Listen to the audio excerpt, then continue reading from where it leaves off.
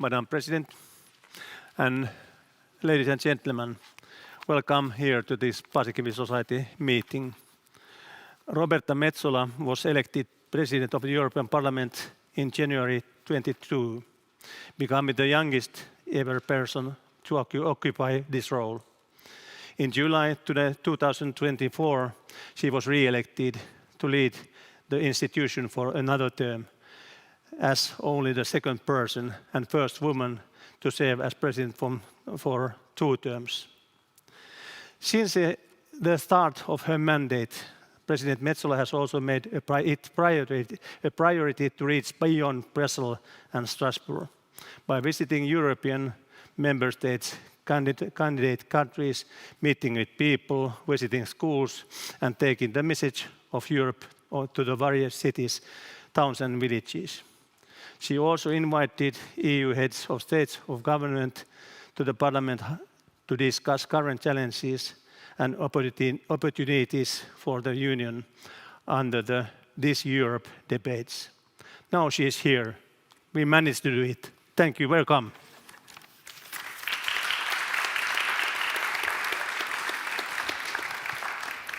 I speak from there? Yeah. Okay.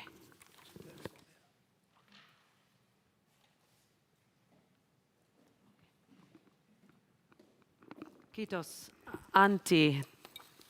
Dear members of the Paasikivi Society, dear friends, hyvää iltapäivää. It's really good to be back. And by way of anecdote, I was supposed to come here in 2022 when my flight was delayed, and I promised Antti that I would be back, and here I am 4 years later. It took a little bit of a while, but here I am. And of course, it's so great to be here. I mean, coming back to Helsinki, not only because my family lives here and is from here, always feels like coming home. As many of you know, Finland is part of my life in ways that go well beyond politics. I know these are not easy times, and I was asked to exchange a little bit with you as to what our perspective is from the European Parliament.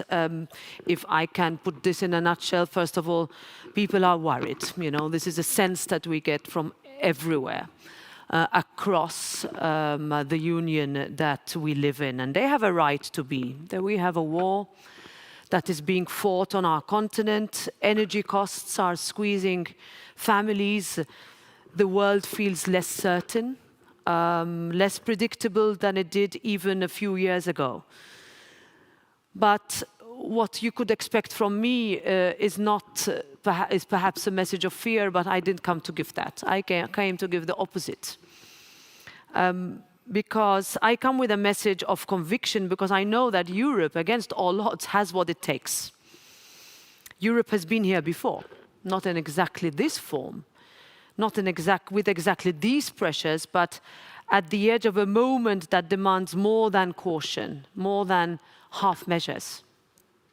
I just came from a meeting with President Stubb, and he calls this Europe's 1989 moment. And I believe he's right, because just as the fall of the wall demanded bold decisions, so does this time. Small steps will not cut it. If anything, we need giant leaps. This is why I'm here in Finland. I take it upon myself in order to visit as many member states on the ground as possible, to speak with various parts of societies. Today, I will, after this, meet with your Prime Minister, and tomorrow I will visit the Parliament and meet all the representatives of the political groups. And I'm really happy to see a number of colleagues here from the European Parliament. Thank you for being here, Mika, Anna-Maja, and Sebastian. I think this week there is particular reason for hope. The people of Hungary have chosen Europe. It was moving to see those scenes in Budapest, young people spontaneously and joyfully waving the European flag, chanting for a future built on freedom, on democracy, on the belief that their lives, in a way, belong to them.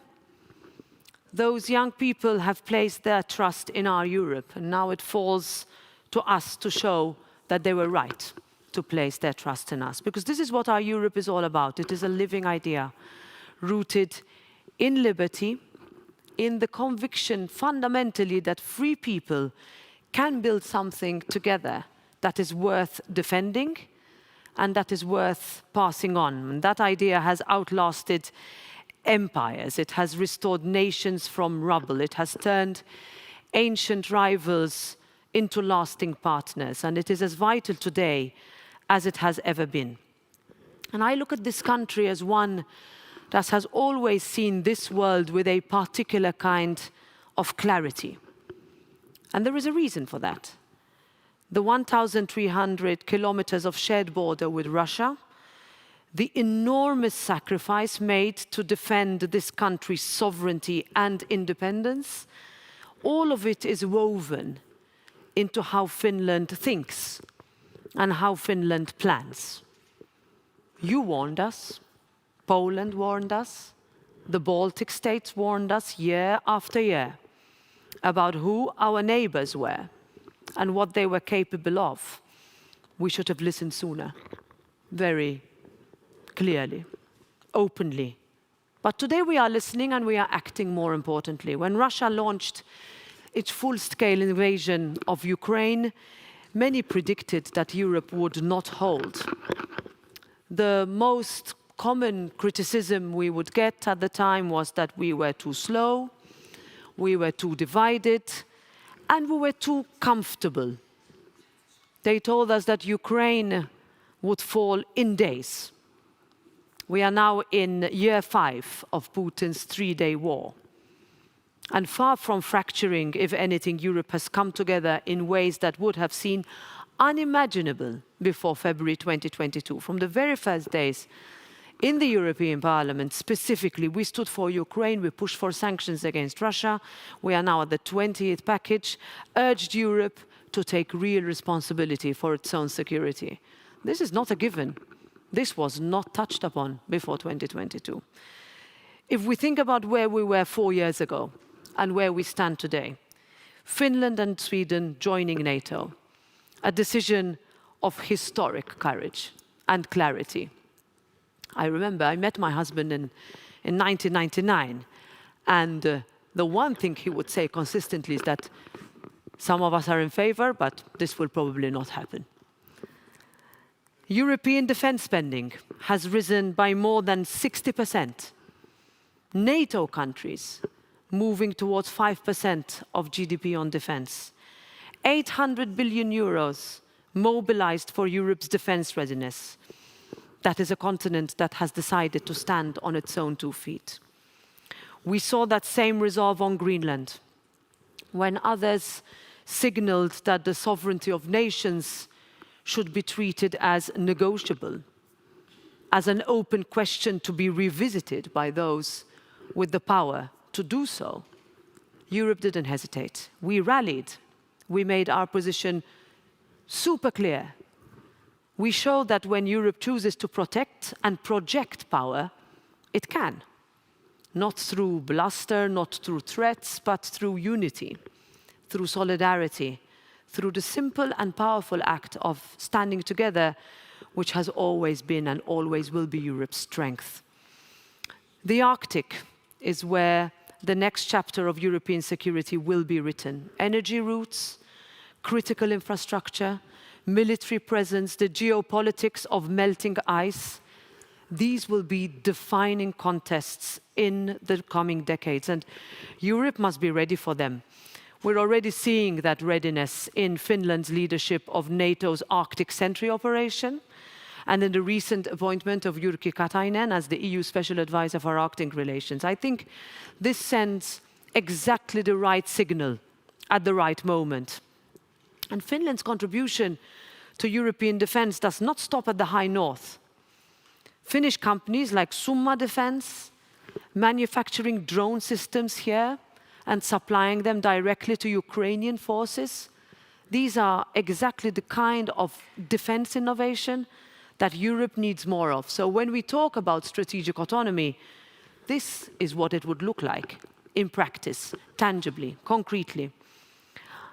And I'm a strong supporter. You can be proud of your country's leaders in Helsinki, in Brussels and Strasbourg, of your president, of your prime minister, your European commissioner and executive vice president, and your members of the European Parliament, all of them making the case every single day for a stronger and more capable Europe.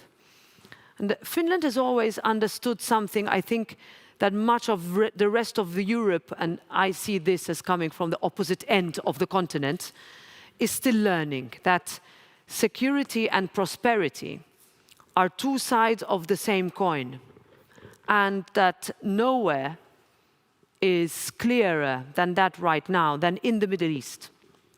And our thoughts are first and foremost with the people of the region who have suffered enormously and continue to. But the consequences of that instability are reaching well beyond the region. They are pushing energy costs higher. Things will become more difficult before they become easier.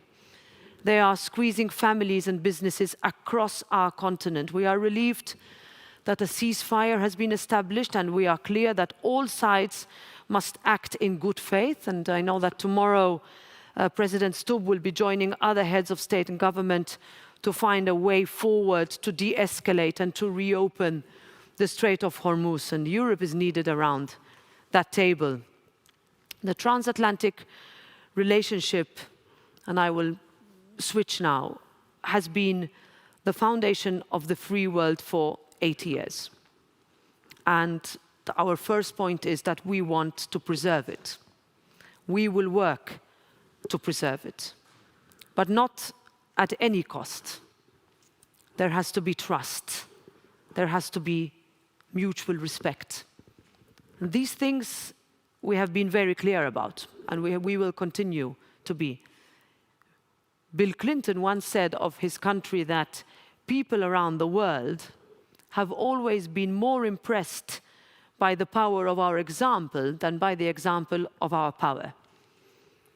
And while these words were meant for an American audience, I think they also describe something we in Europe have always understood about ourselves. The power of our example is our founding logic. It is how we rebuild this continent from the ruins of the worst war in human history.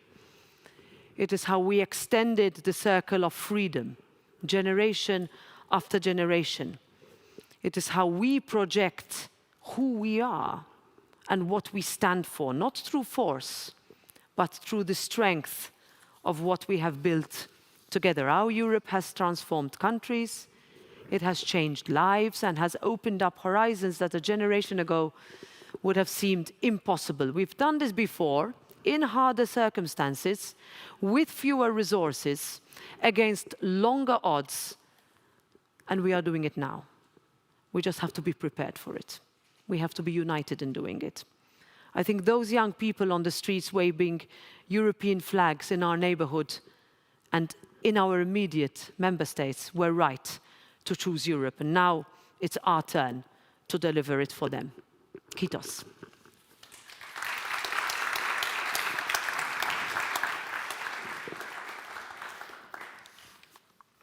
Thank you very much.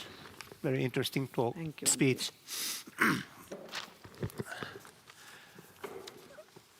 Dear Roberta, it is very important that we have your kind of people discussing with us here in Finland also about this global situation. In recent years, many developments that we once considered almost impossible in the international environment have become possible indeed, even at reality, sometimes genuinely surprising even experts. And now you described this changing quite deeply, but I will say that under these circumstances, there is certainly no shortage of topics of discuss within the framework of foreign and security policy, quite opposite. But let's think about Ukraine situation. The war of Ukraine is now entering its 5th year.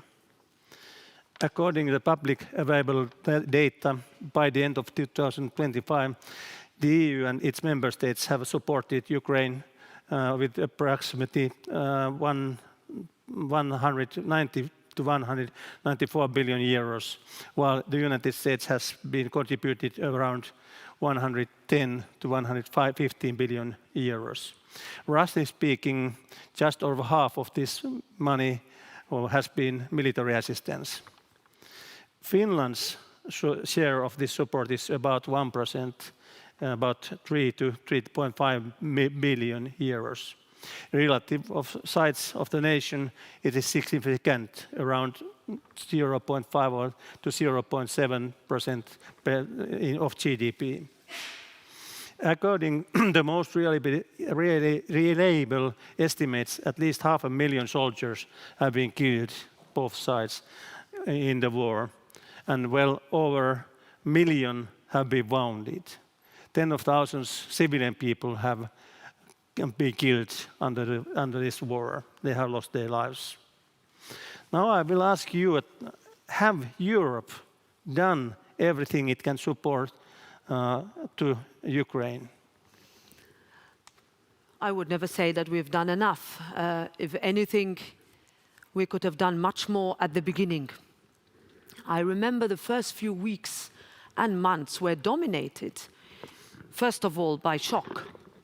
As I said, many countries, many of you had warned, but others chose to look away. Some member states were 100% reliant on Russian gas, only to wake up on the 25th of February, 2022, one day after the invasion, to say, what are we going to do now?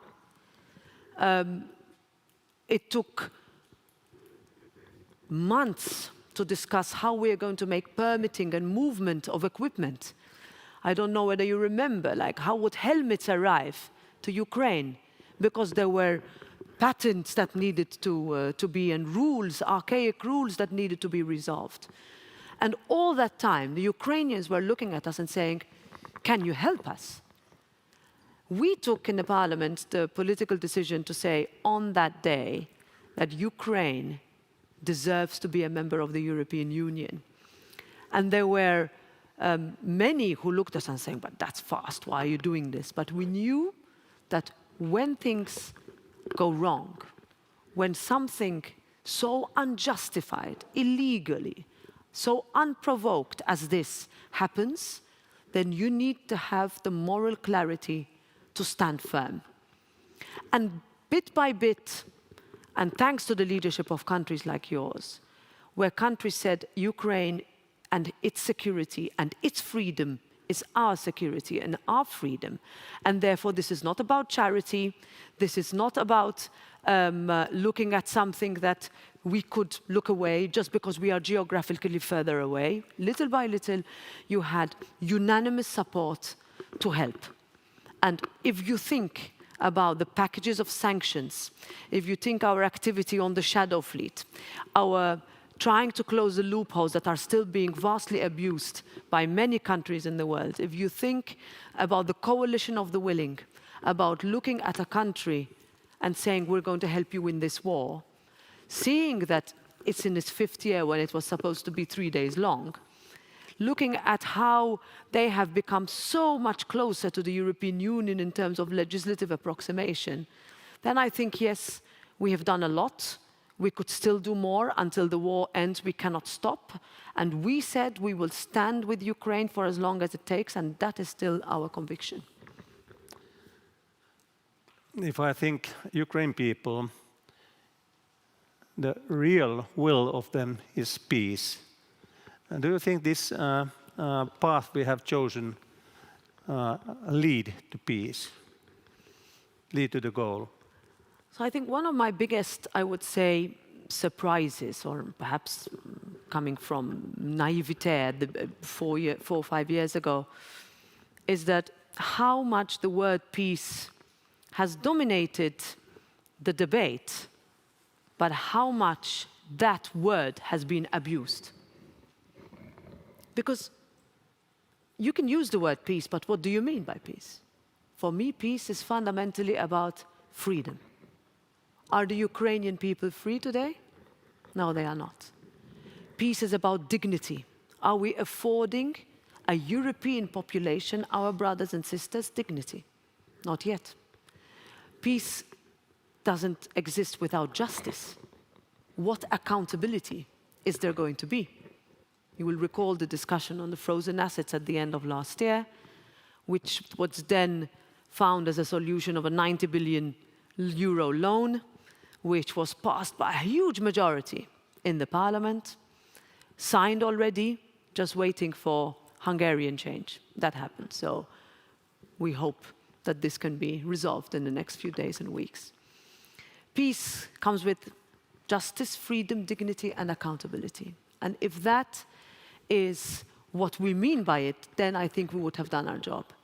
But anything else, whether it is capitulation, whether it is turning your back, whether it is pretending there is no war, whether it is because you think it's lost already, whether it is ignoring the fact that we have an autocracy that is committing these unspeakable crimes, then there's no peace. If you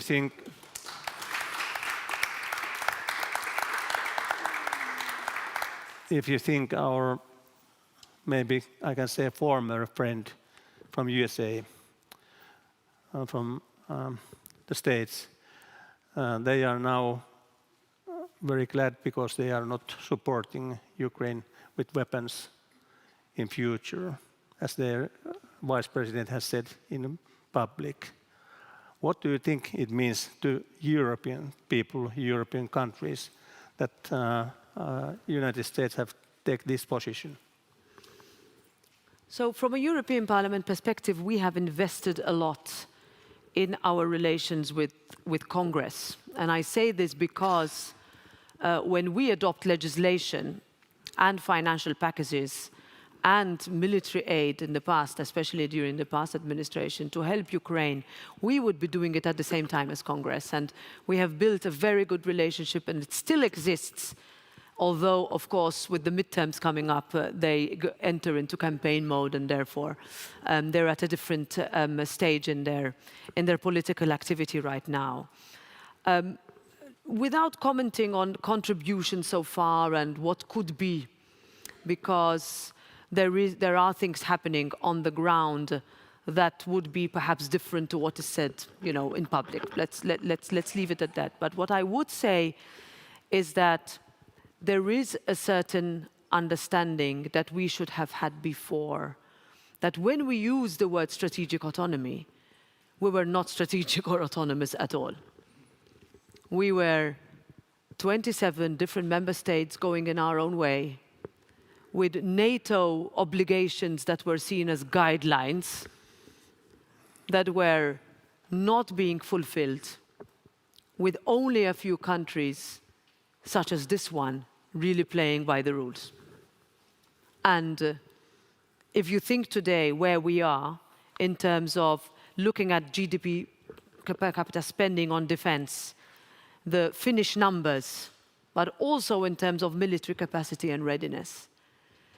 In revanche, what is happening on the ground with new, I would say, deals, if you see what President Zelensky did in the Gulf countries last week, the deals that were made, Ukrainian companies building equipment that they need in Norway, in Italy, here. These are things that I think would also show that now we are finally being strategic, and we can soon and maybe one day become autonomous. Because for far too long, we hoped someone else would solve our problems. We thought that when things would go wrong, there was always going to be someone that would come to our aid. Am I happy with the situation right now? Of course not. Would I wish it was better? Would I wish that we could talk with, that's why I said, mutual respect. We don't have to agree on everything. We didn't used to agree with previous administrations on everything either. But if you think about, and we can talk about economically, we have our trade relationship, 1.7 trillion euros, between us in terms of how much we depend on each other, 60 million jobs approximately. If you leave that aside and you go back to the fundamentals, common values, belief in democracy, elections, in justice, in making sure that you are protected, that minorities are protected, that you are free to live as you wish, and do what you want, according to the rules, of course. But who else is our friend in this world? Until a few months ago, we would say this was us. You'd have a transatlantic partnership. We have friends, of course, further away, but we don't have so many. We don't have so many. If you think about globally, there are less people who can choose their leaders than there are who can. And this is a reality that we need to come to terms with, and this brings me to us as well, and this is part of what we need to do much more. We need to engage our younger population in what they do. We need them to vote more. We need us to make sure that we give, as political representatives elected, an answer to the questions that our people are seeking from us. And we cannot do that by looking across the pond or saying that that's their fault, not us. So I wish things were better. I will not give up. We will stand on our own feet. I think having the self-confidence that perhaps we lacked over the last few years, and we have now regained, we are seeing it, but by being honest and open, and just perhaps not needing to react to every single tweet would be also good. Can you comment a little bit about... Not on the tweet, okay. Can you comment a little bit about those Hungary elections last weekend? So I think first of all we talk, and I just spoke about sort of turnout, and I worry about a lot of member states where turnout for elections is going down. I come from a country where politics is extremely intense and turnout is always very high. But you go to countries where it's sometimes less than 20%. This is in our European Union. You try to diagnose it, very different reasons, but that's a reality.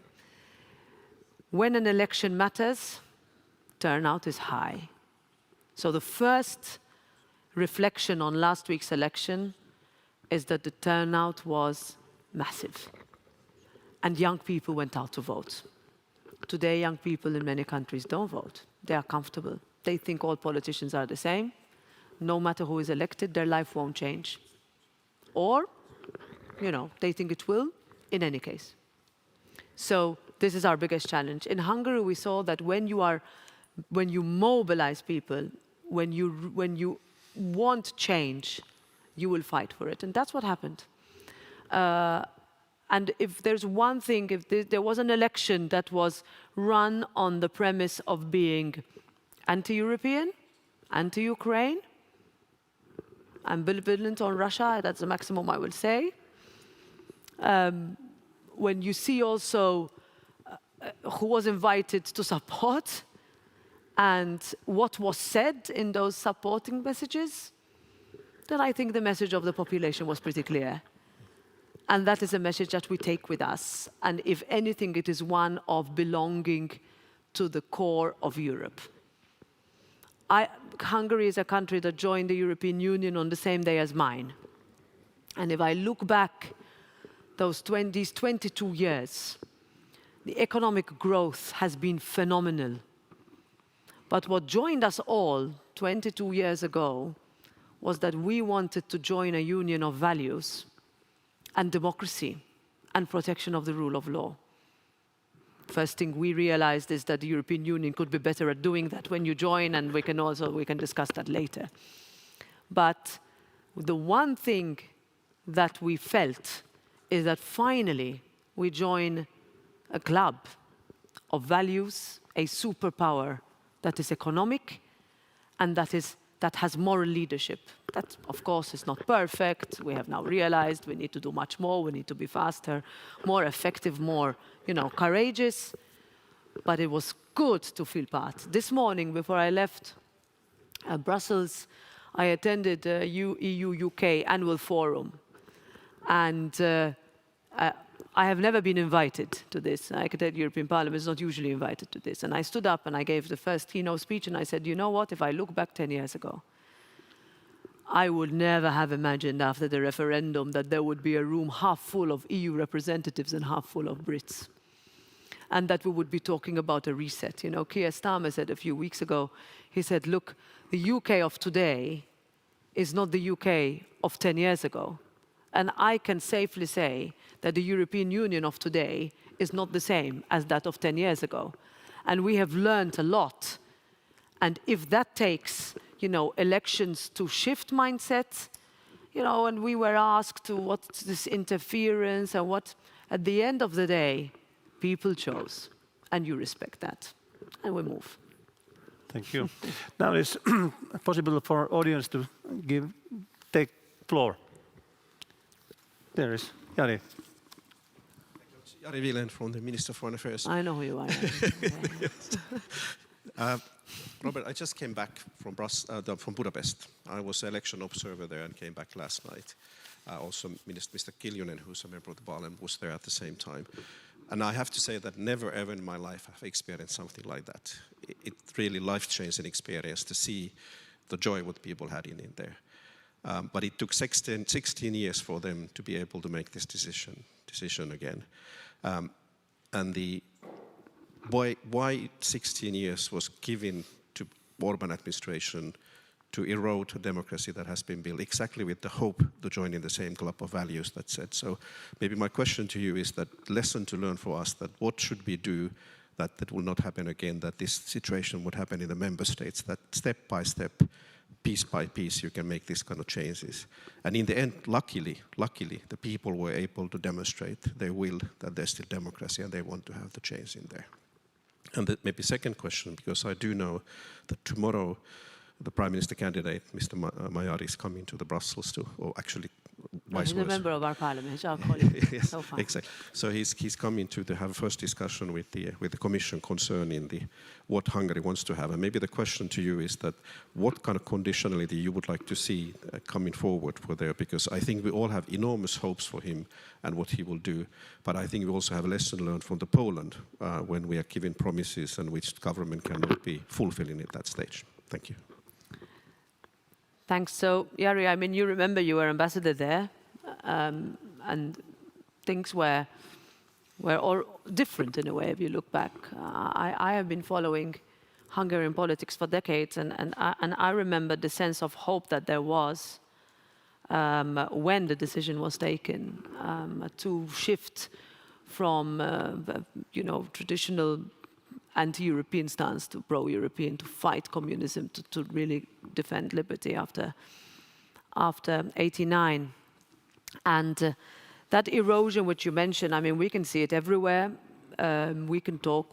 This is why we have the annual rule of law reports, which is something the Parliament pushed 2 mandates ago. We were first told it was impossible, that there was no legal basis for it. But we said, if it's not the Parliament that fights for rule of law, which is a fundamental value in Article 2 of our treaty, then who will it be?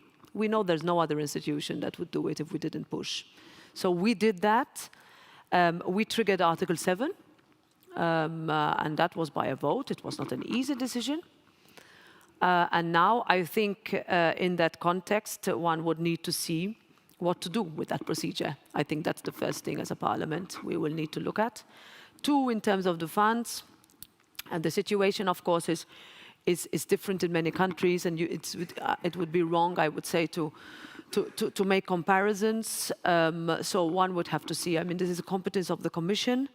There will be conditions, no doubt. There will be steps that need to be taken. There will need to be some rollbacks on some things that have been done. But ultimately, it's a negotiation and it's a willingness, because you need willingness to be part of a club that comes with rights and obligations. And that is sometimes forgotten by member states. And it's not just 1 or 2 countries, to be clear. And we need to keep an eye. But I will stop. I will actually add something that is perhaps not a popular thing to say, but I will say it. It does not work if Brussels just points fingers at member states. I have seen it country by country. At the end of the day, change needs to come from within. Change needs to be decided by the people. So yes, there can be guidance, there can be things that can be done, there are tools, but at the end of the day, people choose their leaders, and we need to let them never question their votes. It's a very good answer. Then Kiljunen. We have a saying in our parliament that if name is mentioned, one was I'm Mr. Kiljunen, and actually I'm very much related also to organization European Union, but you are representing here, being actually member of the convention drafting the constitution. Ooh, so Valeri that's a Skadestan is long close time friend of mine, Barnier and others, so I have a long history about European integration and Europe. Yes, as Jari mentioned, I was also observing the elections in in Hungary, and I want to say for you very clearly, witnessing the delight and the massive response by the people on the streets after the elections, that I have felt similar type of joy in 2004 in Maidan, when Yushchenko was chosen as a president in Ukraine, and the same 2020 in Minsk, after these terrifying elections, presidential elections, when Lukashenko treated badly the voters, and Svetlana Tikhanovskaya, who was supposed to win the election, didn't do that. So there was strong delight. And now I want to summarize the basic feelings among people if they do have chances in the similar way like you say.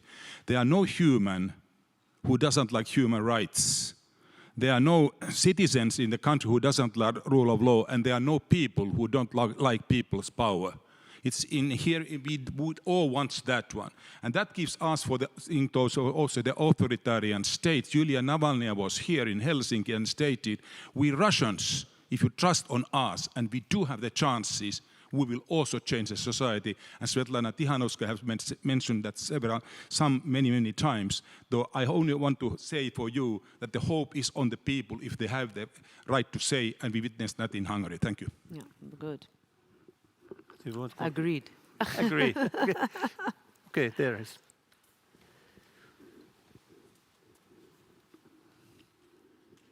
My name is Jari Haapiainen, and I'm EU and Foreign Policy Advisor for the Centre Party Group in the Finnish Parliament. Yes. Thank you very much for your visit to Helsinki and the Parliament tomorrow. My question concerns the next financial framework, multi-annual financial framework, which is of course very important for all the member states and also for Finland. We are of course of the opinion that we want to have more resources to security and defense, but also safeguard agriculture and cohesion, which are especially important for my party, which is a strong regional party. Now, a specific issue for Finland is the eastern border, because the border is closed. It's fine that it's closed, but the thing is that the businesses and people have suffered economically because of the border is closed. How do you see the possibilities to have some kind of a eastern border instrument for states that have a long border with Russia, as especially Finland has? And connected to the MFF, President Costa of the European Council has said that he wants to finalize the deal by the end of this year. How do you see, as a President of the European Parliament, the possibilities to do the work in the European Parliament? Thanks for this.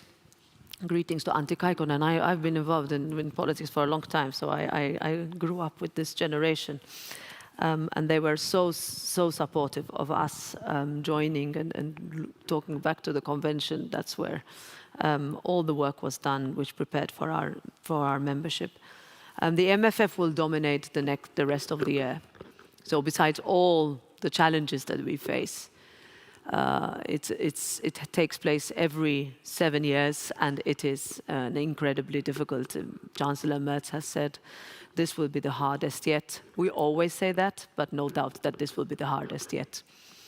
The Commission has proposed a different type of budget to what we were expecting or what we asked for, which is why we reacted so strongly to the fact that the national plans would not have dedicated enough funds for agriculture.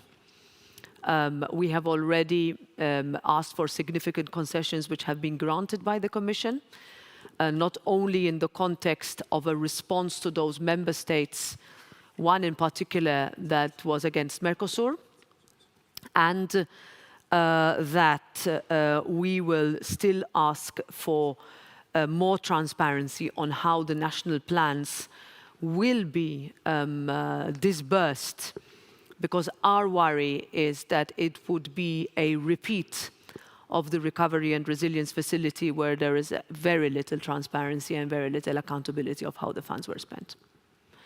And so that will be, I would say, the largest discussion we will have.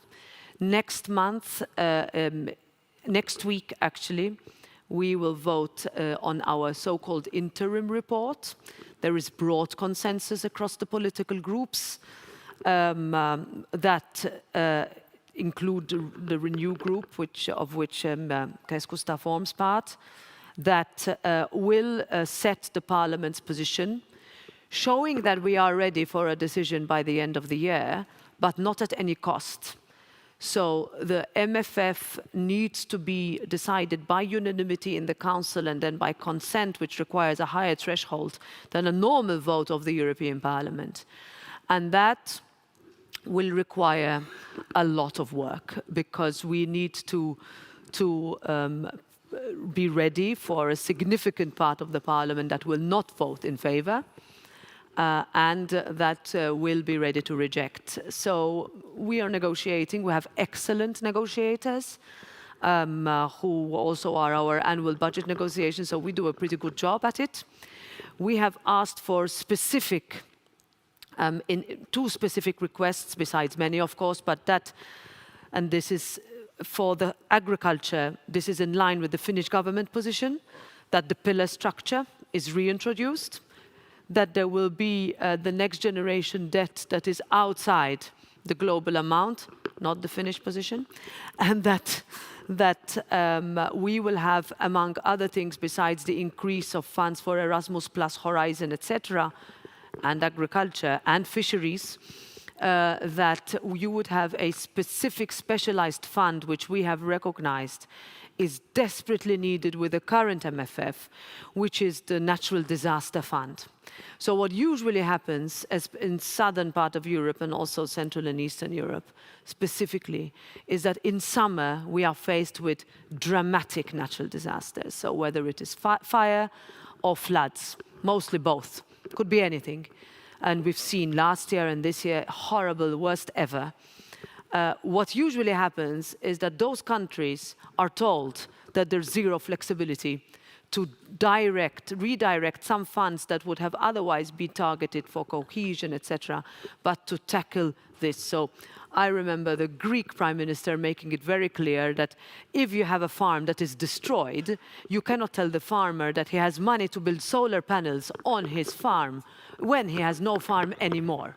So this is an example, but our own inflexibility doesn't allow us that. So we are asking as Parliament to have that, and I'm pretty confident that that will be recognized, because most governments will say, we need this because we could be next. Yeah. Go ahead. Actually, on the eastern border, sorry, I forgot this. When I was in Savonlinna, I took my son to his ripileiri in Pieksämäki and then drove down back to Lohja, where our mökki is. So I stopped there and met with a lot of your local representatives, and they said that the impact on businesses, and that's where the whole deforestation impact and how the position of Finland is often misunderstood. And I said the same to Sweden when I was there 2 weeks ago, but understanding that Finland's situation is specific even when compared to Sweden. But you need to explain this more, because if you do not come from this part of the continent, you don't know the real impact from wood importation, price, lumber, sawdust, all the things that your companies there on the eastern border are so dependent on. So, sorry, I forgot to refer to that. Okay, then, Mr. Kettunen. My name is Pekka Kettunen. I would ask, do you see some possibilities to, when thinking Canada and European Union cooperation in economics and defense? Yes. So I think if we see also what was said by Prime Minister Carney and President Stubb, he just came back from there, I mean, and it was already clear. I was there in September for the G7 Speakers Summit, and it was so clear that the willingness of countries wanting to become closer to us, not only because, and here I will flip it, not only because of our common values and traditions, but also because of the power of our market, is so huge. So if you see, so the list of countries that want to join have increased. We are waiting for the referendum in September in Iceland.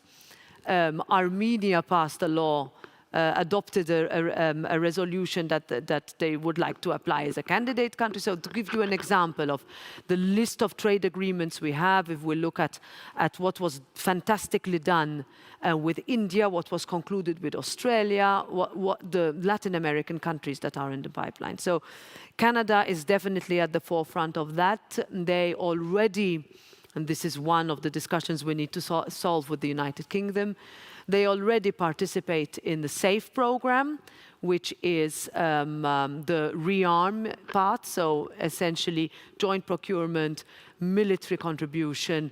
We need to fix steel, but a lot of cooperation that is wanted. And frankly, 70% of the Canadian population want it. So who are we to say no? If anything, you know, absolutely tervetuloa. Anna-Maj. Thank you, and thank you, dear Roberta, for being here in Finland. It's wonderful to have you here. When we talk about the enlargement, and you said in your speech that we want Ukraine to join EU, and we do. Do you see a time schedule? Do you see when are we there? And then we also have other countries, not only maybe Iceland and Norway trying to be members in the European Union. We would welcome them we would be very happy to welcome them, let's say so, but we have Moldavia, we have others. What is the situation right now? And should we try to reform our treaties? Do we have the capability to do that? So the Parliament position is clear, except that the competence lies with the Council. So our position on enlargement has always been quite forward-looking, always been, and I remember this ourselves with our countries.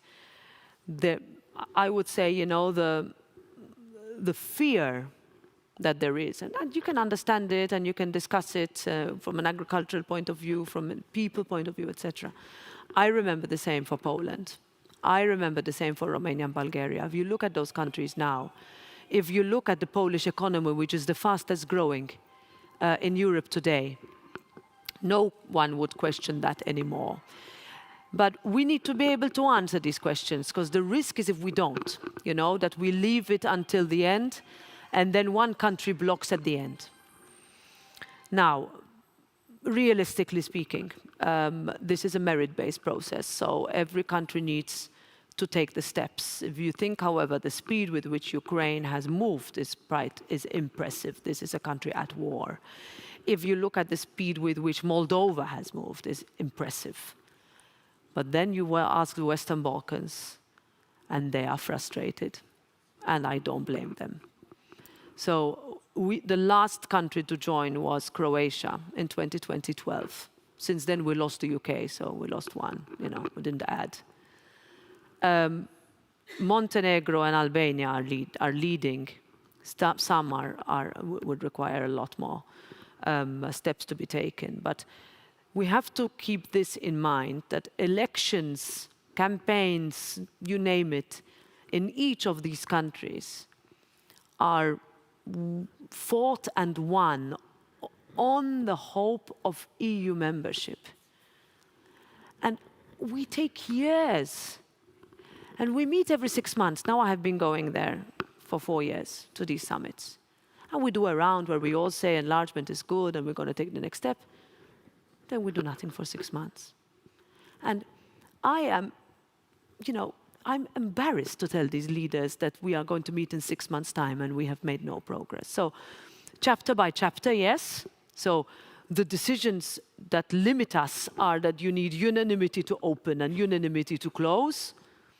And this is the discussion we have now. Do we really need unanimity to open? Now, if you ask me today, and we can discuss treaty change, etc., at the end of the day, it's about political will. It took 11 years for us to decide to allow Romania and Bulgaria in the Schengen area. 11 years after the Commission had decided that they are ready. So you always had one country, and let's be frank, there are countries that hide behind the others. Okay? So there will be countries that say, I won't say it out loud, but no. So this is something that we will need to be open about, and we will need to be honest about, because we can no longer look at these countries in the eye and say, yeah, publicly everything, and then no. We cannot give those populations false hope, and we certainly cannot do that to a country that is fighting for its survival. No, yeah, Malta. Thank you, Roberta. It's excellent that you're here in Helsinki, and I know that you know the country better than the most Finns do know it. So it's good to have you in high places at the European Parliament. My question has to do with kind of the enlargement of the idea of European Union, because if we are enlarging to new countries like Ukraine, which I think we need to do, it wasn't just aspirational promise, it was actually strategic necessity to promise them a membership. So we have to move, and I think you have the conviction and courage that well, you basically embody that when you speak. Winston Churchill, in the last speeches he gave in 1936 as a British Prime Minister, he was going to different corners of Europe, and he was giving the same message when he was overlooking the smoldering ruins of Europe after the Second World War, that only through integration we can stop external enemies, Soviets, and then we can stop the totalitarian ideological communism. And I think that's the heart, the geopolitical heart of Europe, and we have to kind of go back to those thoughts over and over again. So it's not only about steel and coal union, it's our peace project. It is also about hard realities of geopolitics. And I think you get that message across right. And that's about European civilization. And my question has to do with the European way of life. And when the Americans come and talk at us in München, for example, and they talk who we are as Europeans, and they always forget to mention Russia and to mention the tradition that always have brought Europeans together. When the three nations of Europe have been threatened by external enemies, we have had our coalitions of willing. What we now need is a coalition of action. Yeah, because I think people are getting a little bit tired of words and speeches. That's true. That's true, Mika. I mean, if you think about the fact that we have always been allied with those democracies in order to fight those that are not, and consider them as illiberal adversaries, is something that today we are struggling with, but we will not give up on. And I think that, and there are so many voices in the US administration that would agree with everything you have just said. That's why I mentioned Congress before. That alliance we need to work for it, and we need to be, I would say, that's why I mentioned self-confidence, because I think for many sort of years we would take it and then we'd think we were the best and then do nothing about it, like without sort of that understanding that we have to be honest about where we could do better, but also that we can fight back. And that if we are told that there is no free speech here, that we remind exactly what we have fought for. Try telling that to those countries in Central and Eastern Europe that after the end of the war were behind a wall for another 50 years, 40 years. So this is a situation that we we don't say clearly enough. And I think the one thing that perhaps Europe lacks, and in a way what you need is that courage and leadership to say what needs to be done and how it needs to be done. We always refer back, to great sort of speeches and leadership, and I was speaking to Trichet a couple of months ago, and he said, like, the biggest discussion, for example, on the adoption of the euro was in Germany, right? Like, how can we let go of our Deutschmark? But at the time, Helmut Kohl said, no, this is what integration is. This is how you mean when we are a union, and not only do you bring up weaker economies, but you strengthen yourself when you do that. Look at us now. I mean, and how strong our currency is, and how important it was that we took that decision. But so these are, and that took courage, that took leadership, because what we feel, and I think we need to be honest with ourselves, that if you are a politically, someone who is elected, so people have placed their trust in you to take decisions, the worst thing we could do is that the only thing we think about is whether this is going to hurt me tomorrow, but rather whether this is good for the people who we are doing it for. And that requires leadership, and that requires courage, because you need to be able to take difficult decisions. The easiest thing for politicians is to say nothing. Come on, we can see it, that you can really float by doing very little, saying that is not what people want from us, because they really give up on us. They need, and this is the one question I get asked everywhere: where is that courage? Where is that leadership? Where is that conviction that this is the right thing to do? And that people, look away or look left and right, like, don't ask me. But that's something we need to grapple with today. And then, because of the timetable, the last question, Sebastian. Sebastian Tynkkynen, member of the European Parliament, representing Conservatives and Reformists. First of all, Paasikivi Society and Mr. Antti Rinne, congratulations for the success of organizing this very important event. And Roberta Metsola, President, as this has been said so many times, thank you so much for your precious time. We really appreciate it. You were painting quite broad picture about your thinking on EU and foreign policy. Especially I like the moral clarity. Could we also touch a bit on China? I'm representing the younger generation, and when I'm looking at 100 years from on now, I could see that the world will change a lot, and China actually has a plan for that.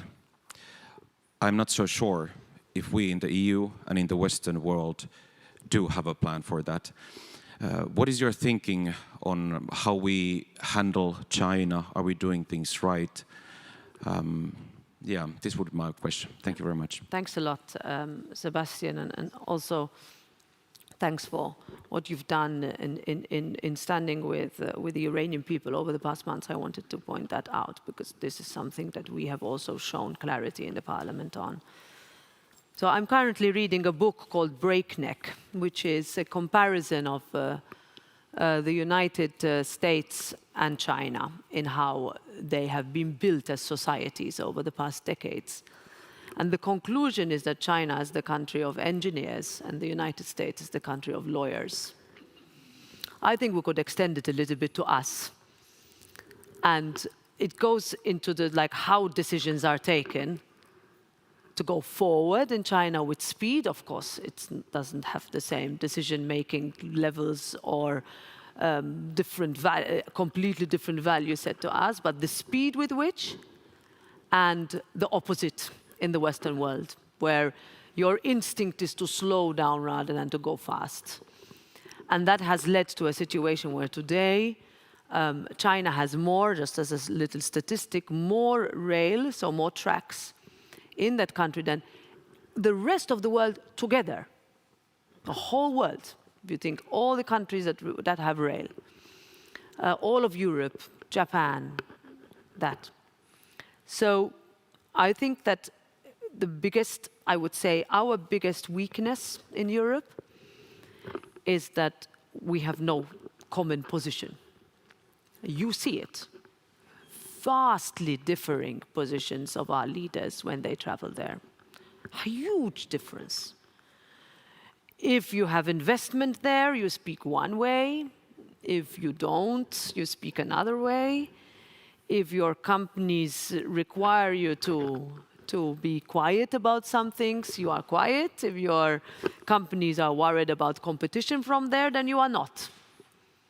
And we can discuss this. We can talk about the fact that the Chinese economy and they have seen a window that because of, let's talk tariffs now, so because of our new trade relationship with the United States, China has seen the opportunity. So imports into Europe have massively increased. Now, we can argue that economically it is more possible for them. Of course, there are no sort of electoral processes, etc., but let's leave that aside. Parliament's position is very clear. But there's also a reality that from a consumer perspective, unless we protect our citizens or else we'll give them help, then that is going to be their choice. And if you look at Southern Europe, for example, just one. So if on the whole continent, but especially in the southern part, there is not one solar panel that is made in the European Union anymore or elsewhere. And the percentage of Chinese EVs, electric vehicles, when compared to European is massive. Why? Because of cost. And we cannot expect from our consumers to spend more, but neither should we subsidize products that are produced with the dirtiest fuel on the planet. So it's a little bit of an idiosyncrasy that we have not squared. So I don't have a solution. I would like to diagnose it, but also recognize the fact that this is an economy that is rushing and that we stifle our businesses. We stifle them. I mean, we are trying our best now. As you know, we work together in order to simplify, to make it easier, to remove the bottlenecks, to have common rules, etc. But then you have gold plating, you have member states going further, you have protectionism, you have borders that don't exist for anything else except for money to move from one member state to another. And those are some of the discussions that we will need to have between us, some of the votes we will need to have until the end of the year, Capital Markets Union, Savings and Investments Union, all of this, which will make us economically more resilient in order for us to compete. Last point is security. I think we should be concerned with technology. I think we should look at what TikTok is doing. You know, I have 4 boys, and 3 of them are on TikTok. And that, you know, they're mostly concerned about how bad my presence is there, but okay, we'll leave it aside. But it also shows you that their algorithm does not cater for people like me on it. But this is a fundamental mismatch when you compare, and I'll bring the US in and what's happening in Congress there. So their discussion of them, you know, acquiring technology or taking it over or owning its rights, etc. This is a discussion we should have in Europe. And this is a discussion we in the Parliament should have, because we as an institution are particularly vulnerable.